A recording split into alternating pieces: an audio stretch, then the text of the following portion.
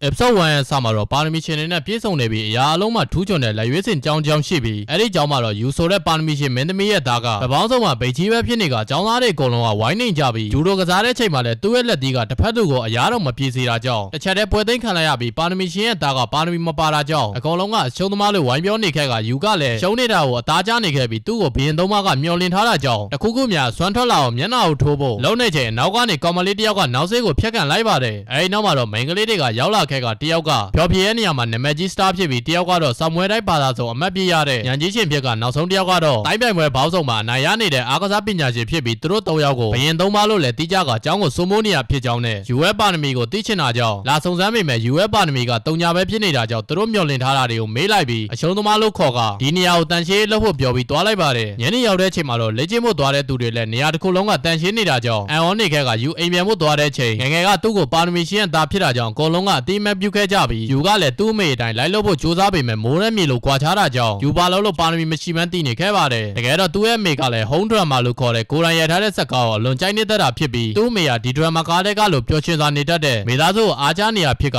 U ကိုလည်းနောက်ဆုံးမသွားခင်ပျော်စရာကောင်းတဲ့မိသားစုလေးကိုဖန်တီးဖို့မှာသွားခဲ့ပါတယ်ဒီလိုနဲ့ U လည်းမီကာဒိုနိုလို့ခေါ်တဲ့လူရဲ့အိမ်ကိုသွားပြီးအထဲရောက်တဲ့အချိန်မှာတော့နေရာကကျယ်လွန်းတာကြောင့်အန်အော်နေကရုတ်တရက်ကောင်မလေးတယောက်ကတပန်းနဲ့ထွက်လာတဲ့အချိန် U ကိုတခိုးလို့ထင်နေတာကြောင့် U လည်းမြင်မြန်ရှင်းပြလိုက်ရပါတယ်ကောင်မလေးကကျောင်းကအားကစားပညာရှင်ကြီးဖြစ်နေကချော်လဲသွားချိန်ဘယ်ဘိုးလောက်ထောင်ပြီးလေးဘက်ထောင်းနေရကြောင်း U ကပါရမီရှင်ဆိုတာဒီလိုမျိုးလားလို့စကားအနိုင်တက်နေပြီးအနာသွားကကောင်းကိုတုပ်ပေးဖို့လုပ်ပြီးကျမ်းမာရေးကိစ္စဆိုတာကိုခံပညာလိုပဲအရေးပါကြောင်းပြောတော့ပါရမီရှင်ကြီးလည်းငြိမ်သွားလိုက်ရပါတယ်အဲဒီနောက်မှာတော့တကားဖွင့်တဲ့ကြားလိုက်တာကြောင့်အနောက်ကိုဆုတ်လိုက်ရပြီးကြီးလိုက်တဲ့အချိန်ဘီရင်သုံးပါးဖြစ်နေခဲ့ကမီဂါဒိုနိုစီကဖုံးဝင်လာခဲ့ပြီးသူက U အမေရဲ့ငယ်ချင်းဖြစ်ပြီးဂျေဇုရှင်လည်းဟုတ်တာကြောင့်တောင်းယူထားပေးတာဖြစ်ပြီးသူ့မှာသမီးရဲ့ရှိကြောင်းနဲ့အကြီးဆုံးသမီးကခါဇူကီဖြစ်ပြီးအလန်မကနီကိုဖြစ်ကအငယ်မကတော့မီဝါဖြစ်ကြောင်းပြောပြီးကုညီဆောင်ချောက်ဖို့ပြောလိုက်ပါတယ်ဒီလိုနဲ့ U ရဲ့အမေမှာထားတဲ့ပျော်စရာကောင်းတဲ့မိသားစုကိုဖန်တီးဖို့အကြောင်းပေါ်လာခဲ့ပြီးပါရမီရှင်ညီမ၃ယောက်နဲ့တူတူနေဖို့ဖြစ်လာခဲ့ကဘရင်သုံးပါးကတော့ U ကိုနည်းနည်းလေးမှမကြိုဆိုပဲအရှုံးသမားလို့လောင်ပြောင်နေပြီး U ကလည်းတေချာပြန်နှုတ်ဆက်လိုက်ကပစ္စည်းသိမ်းဖို့သွားလိုက်တဲ့အချိန်အတွင်းခံကိုတက်နှင်းမိတာကြောင့်ခါဇူကီကအမြန်ပြန်ယူလိုက်ပါတယ်အဲဒီနောက်မှာတော့တိုင်လုံးကအဝတ်တွေနဲ့ရှုပ်ပွားနေခဲ့ပြီးပကံတွေကလည်းတခုမှမစေးပဲထားတာမြင်တော့ U ကပဲရှင်းပေးလိုက်ကညီမ၃ယောက်ကလည်းကိုယ်လို့သူ့လို့ဝေခွဲမရဖြစ်နေပြီးစကားများနေချေ U ကအကုန်လုံးကိုလိုက်လုပ်လိုက်တာကြောင့်တိုင်လုံးပြောင်းလဲသွားတဲ့အပြင် U ကဆွဲဆောင်မှုရှိနဲ့ဒီလောက်လေးကိုဘယ်ချိန်မဆိုလုပ်ပေးမယ်ပြောတော့ညီမ၃ယောက်လည်းချက်သွေးဖြာနေခဲ့ပါတယ်နောက်တနေ့မှာတော့ U လည်းကြောင်းပိတ်တာကြောင့်အေးအေးဆေးပြန်အိပ်ဖို့လုပ်နေတော့တတော်လုံးမိတာကြောင့်ထားကြီးချိန်နီကိုကအားကစားလေ့ကျင့်နေတာဖြစ်ကတစ်ဖက်မှာတော့မီဝါက AI နဲ့စကားပြောနေပြီးခါဇူကီကတော့ဆေးတွေဖော်နေခဲ့ပါတယ်အဲဒီနောက်မှာတော့မနှက်စာပြင်မိမယ်လို့ပြောပေမဲ့မီဝါကအချိုတွေကြီးစားနေခဲ့တာကြောင့် U လည်းအရင်ကသူ့အမေကအောင်မြင်မှုကိုရဖို့အတွက်မနှက်စာတော့မစားနိုင်ပဲကြိုးစားနေရမြင်တာကြောင့်ပါရမီရှင်တွေကအဲ့လိုပဲလို့ထင်ကဒီညီမ၃ယောက်ကိုတော့စားစာပြင်မိမယ်လို့တွေးထားလိုက်ပြီးနီကိုကိုအတူတူစားဖို့ခေါ်ပေမဲ့မာနာကြီးနေတာကြောင့် U ကဆွဲဆောင်နေရပြီးနီကိုကသူ့အတွက်မျှတမှုမရှိတဲ့စားစာဖြစ်တာကြောင့်မစားဘူးလို့ပြောက U ကလည်းအဲ့လိုစာမှန်ခိုးမသိသွားပြီးသူတို့ရဲ့အခြေအနေကိုသိသွားကညီမ၃ယောက်ကလည်းကမန်ကရန်သွားဖို့လုပ်နေတော့တခိုးကိုကြံခဲ့တယ်လို့ပြောလိုက်တော့တေချာပြန်ရှာကြည့်ပေမဲ့အားမကြံမှန်ပြန်ပြောချိန် U ကပျော်ပါခဲ့ဖို့မှာလိုက်ပြီးညီမ၃ယောက်ကစိတ်တို့သွားပေမဲ့ရင်ထဲမှာတော့ဓမျိုးကြီးခံစားလိုက်ရက U နှုတ်ဆက်တာကိုကျင်နေခဲ့ပါတယ်အဲ့ချိန် U ကိုမီကာဒိုနိုစီကဖုံးမြက်ဆက်လာကအကူကြီးတောင်းစရာရှိတယ်ဆိုပြီးသူ့သမီး၃ယောက်ကမကြခင်လုံးဝကိုနေရန်တစ်ခုကိုကြော်ဖျက်ရမှာဖြစ်က U ကိုတယောက်ချင်းစီကိုအတူတူဖျက်ကြော်ဖို့အကူကြီးပေးရမှာလို့ပြောလိုက်ရင် episode 1လေးကပြီးဆုံးသွားခဲ့ပါတယ်ဗျာepisode တို့လေးရဲ့ဆောင်းမှာတော့ U လည်းမောင်နှမ၃ယောက်ကိုကူညီပေးဖို့ကြောင်းဖန်လာခဲ့ပြီးပါရမီရှင်တွေကိုသူ့လိုတာမယ်လူကဗာများကူညီနိုင်မှာလဲလို့တွေးနေကတကယ်လို့ညီမ၃ယောက်ကအရှုံးနဲ့တွေ့သွားရင်သူ့လိုမျိုးပြောခံရမှာမလို့လားအကြောင်းတက်နိုင်တာနဲ့အစွမ်းကိုကူညီပေးမယ်လို့ဆုံးဖြတ်လိုက်ပါတယ်အရင်ဆုံးသူတို့ချင်းချင်းပိုသိအောင်လုပ်ဖို့ထမင်းတူတူစားဖို့လုပ်လိုက်ပါတယ်နေကိုပြန်လာတဲ့အချိန်မှာတော့ U ကဟင်းချက်နေခဲ့ကနေကိုမြည်ကြည့်ဖို့ပြောလိုက်ပေမဲ့ချက်ချင်းပဲညင်းလွတ်လိုက်ပြီးဖေမြောင်ကြီးနဲ့ရီချိုးနေခဲ့ကဝေစားလဲပြီးချိန်မှာလဲ U ကစွမ်းကိုကြိုးစားပြီးချက်နေရမြင်တော့နေကိုကလည်းအရင်ကသူတို့ထိတ်တန်းချက်တွေရဲ့စားစာတွေကိုတော့မစားပဲကိုခန္ဓာကိုယ်ထဲကိုဝင်တဲ့ဟာကိုကိုဘာသာပဲကြီးကျက်စားနေခဲ့တာဖြစ်ပေမဲ့အခုချိန်မှာတော့စိတ်မထိနိုင်တာကြောင့်ကြည့်အောင်လေးပဲသွားကြည့်ဖို့လုံးနေချေ U ကခန္ဓာကိုယ်အတွက်လုံလောက်တဲ့အာဟာရဓာတ်တွေကိုတေချာညီအောင်ချက်ထားအကြောင်းနီကိုလည်းသူ့အတွက်တီးတန့်ချက်ထားပေးရမယ်သဘောပေါက်ကချက်ချင်းပဲစားလိုက်ပြီး U ကလည်းကြောင်တကောင်ကိုတော့ရင်အောင်လှုပ်သွားနိုင်တယ်လို့ရုံးနေချေမီဝါကလည်းပေါ်ကနေတေးယုံနေခဲ့ပြီး U ကသူ့အတွက်လည်းချက်ပေးထားတယ်လို့ပြောတာကြောင့်မီဝါကချက်ချင်းပဲစပွဲထဲမှာဝင်ထိုင်လိုက်ပြီးစားနေခဲ့ကနောက်ဆုံးတစ်ယောက်ပဲကြံနေပြီးခါဇူကီကိုလည်းအသားရည်ထိန်းသိမ်းဖို့လိုအပ်တာတွေနဲ့ချက်ပေးထားတယ်လို့စွမ်းကိုပြောပေမဲ့ခါဇူကီကမာနကြီးနေခဲ့ကတာမန်လူချက်ထားတဲ့ဟင်ကသူနဲ့မလိုက်ဖက်ဘူးဆိုကညှင်းလိုက်တာကြောင့်နီကိုကပဲ U စိတ်မကောင်းဖြစ်မှာဆိုတော့ကြောင့်သူစားပေးလိုက်မယ်လို့ပြောပြီးစားဖို့လို့ချေ U ကအဲ့ဒါကိုဆိုင်ကဲလို လိုရီတိုးကဘာတော့မှ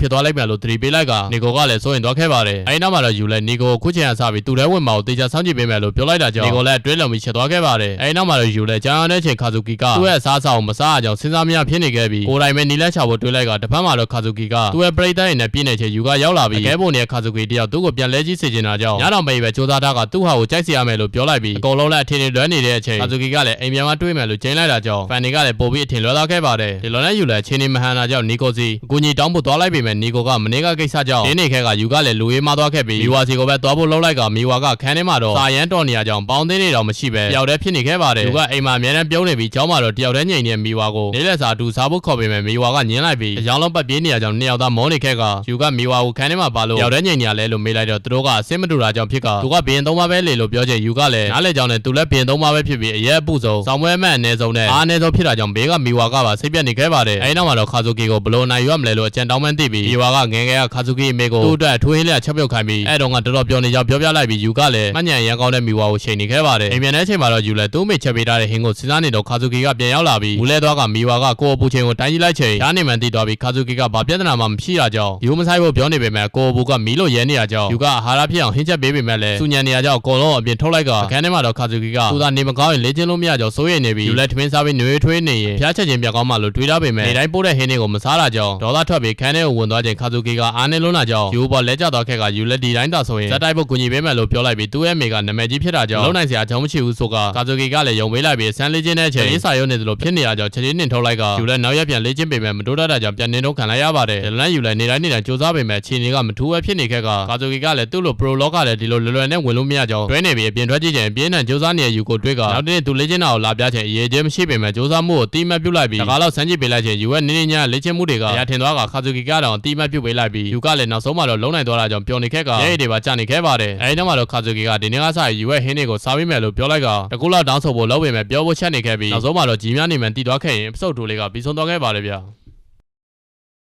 episode 3ရဲ့အစမှာတော့ခါဇူကီကယူရဲ့ဟင်းကိုစားလိုက်တာကြောင့်မီဝါနဲ့နီကိုလည်းပါဇက်ဟောင်းသားကြီးနဲ့ဖြစ်နေခဲ့ပြီးယူကခါဇူကီရဲ့နားကပ်ပြီးသူကြီးများတဲ့မိုလာဦးကိုအမုန်းချေပြီးထည့်ထားတယ်လို့ပြောလိုက်တော့ခါဇူကီလည်းအလိမ်မိသွားခဲ့ကယူကတော့ကြောင်သုံးကလုံးကိုအစာကျွေးနိုင်တာကြောင့်ပြောနေခဲ့ပါတယ်အဲဒီနောက်မှာတော့ညီမ3ယောက်ကပြိုင်ပွဲစားမှာဖြစ်တာကြောင့်ညပြန်လာတော့မှမဟုတ်ကြောင်းပြောပြီးယူကလည်းအခုမှထမင်းတူတူစားဖို့ဖြစ်တာကြောင့်ဝမ်းနဲ့သွားပေမဲ့အရင်ကသူ့အမေလည်းလောကိစ္စနဲ့တလားလောက်အိမ်မပြန်ဘူးတာတွေကိုအသားကြားနေရကြောင်းသူ့အမေနဲ့အတူတူပဲလို့တွေးလိုက်ကယူအမေပြောခဲ့တဲ့ပျော်ရွှင်စရာမိသားစုကိုဖန်တီးဖို့ဘယ်လိုလုပ်ရမလဲလို့စဉ်းစားနေပြီးသူ့အမေရန်ကြိုက်တဲ့ဘုံထွက်မှာကောက်ပြန်ကြည့်နေခဲ့ကခန်းစားချက်တွေနဲ့မျက်ရည်တွေပါဝဲနေခဲ့ပြီးညီမ3ယောက်ပြန်ရောက်လာချိန်ခါဇူကီကသူ့အမေကိုလွမ်းလို့ငိုနေရလားလို့တွေးမိနေပေမဲ့ယူကတော့စကားအရင်ကောင်းလုံးတာကြောင့်စိတ်ကျဉ်နေပြီးမျက်ရည်ဝဲနေရဖြစ်ကခါဇူကီလည်းသူတို့နဲ့ခင်တာကြောင့်အိမ်လောက်ကိုအရန်လောက်ဖို့မလိုကြောင်းပြောနေပြီးယူကတော့အလို့မထွေပဲပျော်ချင်ရတဲ့မိသားစုဖြစ်ချင်တာကြောင့်လို့ပြောလိုက်ချိန်ညီမ3ယောက်လည်းရင်နဲ့တမျိုးကြီးဖြစ်သွားပြီးဒရမာထဲမှာလည်း robot လုပ်ပြီးနန်းနေရမြင်တာကြောင့်ညီမ3ယောက်လည်းယူပြောတဲ့မိသားစုကိုအထင်လွဲကယူကလည်းနီကိုကိုအသက်ဘလောက်လဲလို့မေးပြီးအမလာညီမလာဆုံးပြဖို့ပြောတော့ဒေါသထွက်သွားခဲ့ကထွက်သွားလိုက်ကြပါတယ်အဲဒီနောက်မှာတော့နီကိုကရေချိုးနေတော့ယူပြောခဲ့တာတွေကိုပြန်စဉ်းစားမိနေပြီးအပြင်ကအော်တန်ကြားတာကြောင့်ထွက်ကြည့်လိုက်ချိန်ယူကဗမုတ်ဝက်ခဲ့မိရကြောင့်အော်ရာဖြစ်နေပြီးတပတ်ပဲပတ်ထားတဲ့နီကိုကိုအဲ့လိုပဲနေဖြားလိုက်မယ်လို့ပြောတော့နီကိုကလည်းချက်သွေးပြကပြန်လဲသွားချိန်မီဝါနဲ့တွေ့ပြီးညနာနီနေမှသတိထားမိကဘာလို့ရှက်နေရလဲလို့စဉ်းစားနေချိန်ယူကအဝတ်တွေခောက်ထားအမျိုးပေးလိုက်ပြီးမီဝါနဲ့လက်ချင်းထိမိသွားချိန်ဒီကိုလုံးရဲလာကအဝတ်စားရဲ့လွတ်ချလိုက်ပြီးပြန်ခောက်ဖို့နိုင်ကျင်းလိုက်ကနီကိုကမီဝါကိုမာနီလာတယ်နော်လို့ပြန်ပြောလိုက်ပြီးနှစ်ယောက်သားလဲစကားများနေပြီးခါဇူကီကလည်းရောက်လာကယူကအိုးအပေါ်မှာထားတာမို့မမီတာကြောင့်ခါဇူကီကိုကိုညီတောင်းလိုက်ပြီးခါဇူကီကလည်းသူစိတ်ကောင်းဝင်နေရကြောင့်ကိုညီပေးလိုက်ချိန်ယူကကျေးဇူးတင်ကြောင်ပြောတာကိုကြည့်ပြီးချက်သွေးဖြာသွားတဲ့အချိန်ရန်ဖြစ်နေတဲ့နီကိုနဲ့မီဝါလည်းပါဇက်ဟောင်းသားကြီးနဲ့ဆိုက်ကြီးနေရကြောင့်ချက်သွားခဲ့က3ယောက်သားတက်နေကြပါတယ်အဲဒီနောက်မှာတော့ယူကညီမချင်းနဲ့ရန်ပြေဖို့ဝင်ပြောမှပြေလည်သွားခဲ့တာကြောင့်ယူလဲတိုင်လုံးရှုပ်ပွားနေရကိုပြန်ရှင်းနေရပြီးအရှင်မဖြစ်နေခဲ့ကသူကိုယ်တိုင်လည်းညီမ3ယောက်နဲ့ခြေနေတိုးတက်လာကြောင့်ပြောနေခဲ့ရပြီးတန်ချေးလောက်ချေပုံတပုံကောင်းမိပြီးညီမ3ယောက်ရဲ့ပုံဖြစ်နေက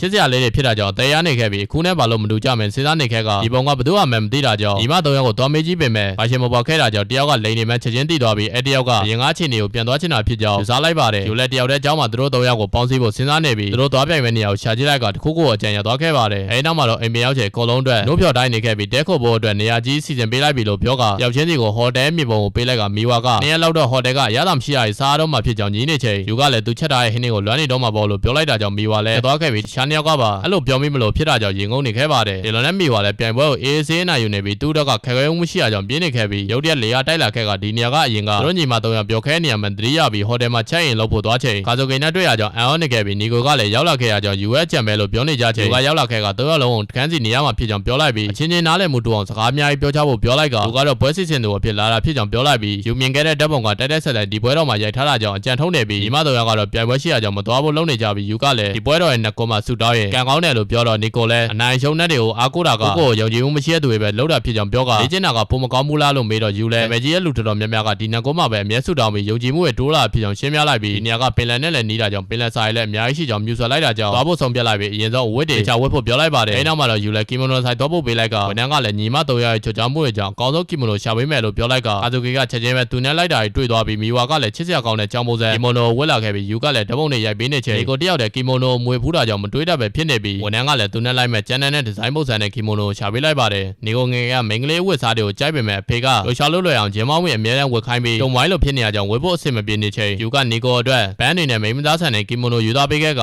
နေကိုနှစ်ခုတည်းတစ်ခုရွေးလိုက်ဖို့ပြောလိုက်ပါတယ်အဲဒီနောက်မှာတော့နေကိုလည်းဝတ်စားလက်ခန်းထဲမှာကြာနေခဲ့ပြီးယူပေးထားတဲ့အခုကိုပဲရွေးခဲ့ပြီးစပင်းပုံစံမှာချိန်ထားရကြောင်းလှပနေခဲ့ကအကုန်လုံးကလည်းတိုးလောက်ကြောင်ကြည့်နေကြရင် episode 3လေးကပြီးဆုံးသွားခဲ့ပါတယ်ဗျာ